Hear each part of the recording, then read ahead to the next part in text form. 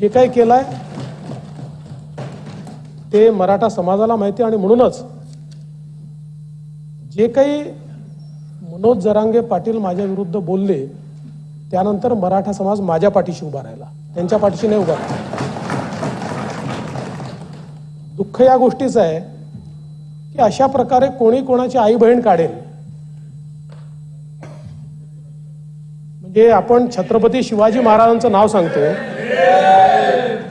आपण छत्रपती शिवाजी महाराजांचं नाव सांगतो, कल्याणच्या सुभेदाराच्या सुनेला अशीच आमची आई असती सुंदर रूपवती असं सांगून वापस पाठवणारे छत्रपती, आणि त्यांचं नाव घ्यायचं आणि लोकांच्या आया बहिणी काढायच्या. पण अध्यक्ष महोदय, माझी त्यांच्याबद्दल तक्रारच नाहीये, माझी तक्रारच नाही त्यांच्याबद्दल. खरं म्हणजे याच्या पाठीमागे कोण आहे तुम्ही म्हणालात ना, हे शोधावंच लागेल. असं आहे, जो महत्वाचा मुद्दा आहे तो शेलारांनी नंतर मांडलाय. तोच महत्वाचा मुद्दा आहे की या ठिकाणी दगडफेक करणारे जर या ठिकाणी सांगत असतील की आम्हाला दगडफेक करायला कोणी सांगितलं, तुम्ही म्हणालात ना बाळासाहेब की पोलिसांच्या लाठीचार्जमुळे झालं. नाही, लाठीचार्ज महत्वाचा आहेच, त्याच्यामुळे झालंच असेल, पण का झाला लाठीचार्ज? आता हे षडयंत्र बाहेर येत आहे, आता हे लक्षात येत आहे कशा प्रकारे रात्री जाऊन त्या ठिकाणी मनोज जरांगेंना वापस आणणारे कोण आहेत, त्यांच्या घरात जाऊन त्यांना भेटणारे कोण आहेत.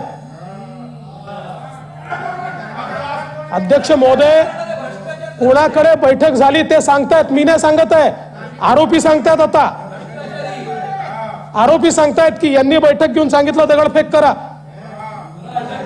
पोलीस आपले नाही आहेत, आपले पोलीस नाही आहेत. आपल्या पोलिसांना मारायचं आणि आपण चूप राहायचं. आणि दुर्दैवाने माननीय बाळासाहेब थोरात साहेब, आपण बीडची घटना विसरला. हे शांततेने झालेलं नाहीये. हो, मराठा समाजाने जे मोर्चे काढले होते ते शांततेनेच झाले होते. यावेळी शांतता नव्हती. ही घरं जाणं, ती घरं जाणं, नाही होऊ दे ना, नाही कशा करता होऊ दे, त्यांचा होऊ दे. नाही ना, उपमुख्यमंत्र्यांचा होऊ दे. असं कसं? आता मी रुलिंग दिल्यानंतर परत बरोबर नाही. आपण सिनियर सदस्य आहात, आपण सिनियर सदस्य आहात, बरोबर नाही. त्यांचं पूर्ण होऊ दे, त्यांचं पूर्ण होऊ दे, आणि त्यांचं पूर्ण होऊ दे. मग झालं की बोला ना, माझं होऊ द्या ना. त्यांचं पूर्ण होऊ दे मग बोला, त्यांचं पूर्ण होऊ दे मग बोला. नाही, मी तुम्हाला नीट ओळखतो. तुम्ही देखील राजकारणामध्ये नेहमीच अशीच भूमिका घेतलेली आहे की वाईटाला तुम्ही वाईटच म्हटलेलं आहे. तुम्ही कधीही टोकाची भूमिका घेत नाहीत. पण आज तुमच्या बोलण्यात ते सुटलं म्हणून मी या ठिकाणी सांगितलं, म्हणून मी हे सांगितलं.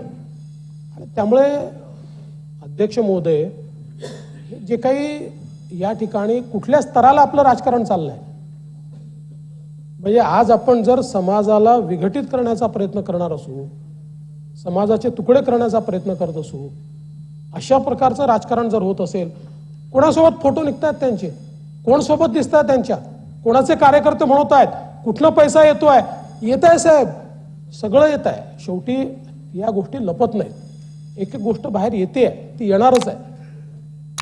आणि म्हणून मी या निमित्ताने एवढंच सांगतो की अशा प्रकारे अध्यक्ष महोदय, कोणी जर कोणाची आयमाय काढणार असेल तर या सभागृहाकडनं अपेक्षा अशी आहे की विरोधी पक्षाची असो का सत्ता पक्षाची असो, आडेवेडे न घेता, असं असतं तर तसं, जसं असतं तर तसं, असं घडलं असतं तसं, असं नाही. तुमच्याबद्दल असं घडलं ना, हा देवेंद्र फडणवीस उभा राहील तुमच्या बाजूने, ताकदीनं उभा राहील. त्यामुळे अध्यक्ष महोदय, आपण SIT सांगितली आहे, SIT तयार होईलच, पण मला मनोज जरांगे पाटलांची काही घेणं देणं नाही.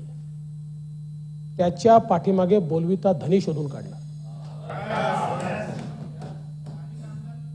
जी स्क्रिप्ट त्या ठिकाणी बोलली गेली, काही लोक रोज ती स्क्रिप्ट बोलतात आणि ती स्क्रिप्ट त्यांच्याकडनं येते. आणि हे जे आता ज्या ज्या लोकांनी अध्यक्ष महोदय या ठिकाणी सांगितलंय की आम्हाला कोणी कोणी काय काय सांगितलं. साहेब वॉर रूम कोणी उघडल्या माहिती आहे आम्हाला, आता मिळाली आहे माहिती. वॉर रूम कुठे कुठे संभाजीनगरला कोणी उघडली, नवी मुंबईला पुण्याला कोणी उघडली माहिती आहे आमच्याकडे सगळी. करू सगळी चौकशी करून हे षडयंत्र बाहेर काढलं जाईल. राजकारणातील प्रत्येक अचूक बातमीचे सर्वात आधी अपडेट्स मिळवण्यासाठी सरकारनामाच्या सर्व सोशल मीडिया प्लॅटफॉर्मला लाईक, फॉलो आणि सबस्क्राईब करा. तसंच सर्व नोटिफिकेशनसाठी बेल आयकॉन प्रेस करायला विसरू नका.